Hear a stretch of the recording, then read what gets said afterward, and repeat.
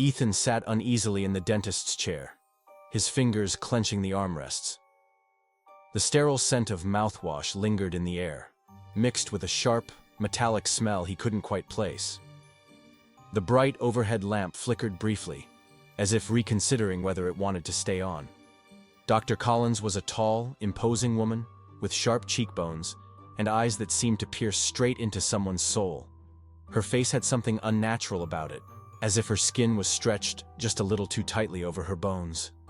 She washed her hands slowly, too slowly, her gaze never leaving Ethan. At the edge of the room stood Mark, Ethan's stepfather, forcing a smile. His posture seemed relaxed, but there was something dark lurking in his staring eyes. His fingers tapped impatiently against the doorframe. "Ethan's been dealing with a toothache," Mark said casually, though his voice had a hollow undertone. "You know how kids are. Clumsy. He fell off his skateboard last week. Stupid accident." Dr. Collins said nothing, but for the briefest moment, the corners of her mouth curled up as if she knew he was lying. She lifted Ethan's chin, examining his swollen jaw. Her fingers, cold as dead wood, brushed over a bruise just below his ear. Ethan's breath hitched. Her touch felt like she was looking straight through his skin. "Let's have a look," she murmured. At her first touch, Ethan flinched. The pain was sharp and deep, as if something moved beneath his tooth. She pressed lightly on a molar, and he felt an unsettling crunch, like something breaking that shouldn't. Dr. Collins muttered. For a split second, her eyes seemed to darken in the reflection of the light. Mark chuckled awkwardly. "You know how it is with kids. Always roughhousing." Dr. Collins slowly pulled off her gloves, her nails just a little too long, a little too sharp.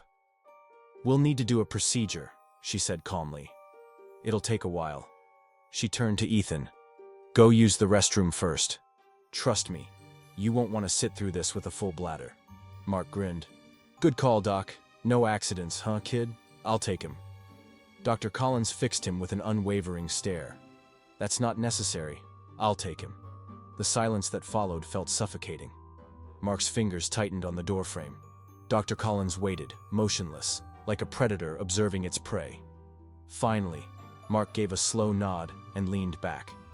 Ethan stood and followed her down the hall. Just as he reached for the restroom door, Dr. Collins grabbed his wrist. Her fingers were ice cold. She leaned in close and whispered, barely audible, "I know those bruises aren't from skateboarding. If you need help, nod when I ask if you floss." Ethan's heart pounded in his chest. He swallowed hard and met her gaze, but she had already turned away, heading back toward the exam room without another word. He took a deep breath and looked at himself in the mirror. His reflection lagged for just a fraction of a second, as if it hesitated to follow him. This was his chance, but did he dare take it? He opened the door and walked back into the exam room, where Dr. Collins greeted him with a neutral, too wide smile. She pulled on fresh gloves and picked up her instruments. "Ethan," she said, her voice as soft as torn paper. "Remember, you need to floss properly. Do you floss every day?" It was a simple question, but at that moment, it felt as if the entire room was pressing down on him, as if something unseen lurked in the shadows of the corners.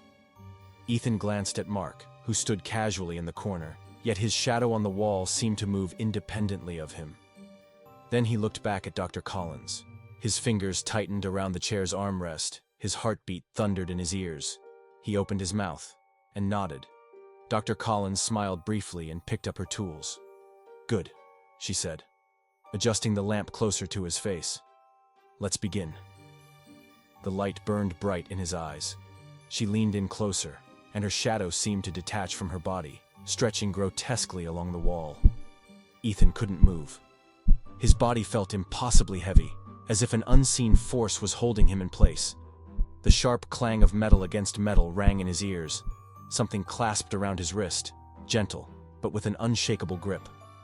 Mark chuckled from the corner. "You know how kids are, Doctor. Sometimes they lie. Sometimes they're just dramatic." Dr. Collins remained silent, her fingers gliding over the metal instruments. "Some things can't be hidden," she whispered, lifting a pair of forceps. "Some things always find a way out. Ethan's breathing quickened. The room felt smaller, the air thicker. In the reflection of the gleaming instruments, he saw something that wasn't right, his face, but with eyes that weren't his own. The lamp flickered again, and then everything went black.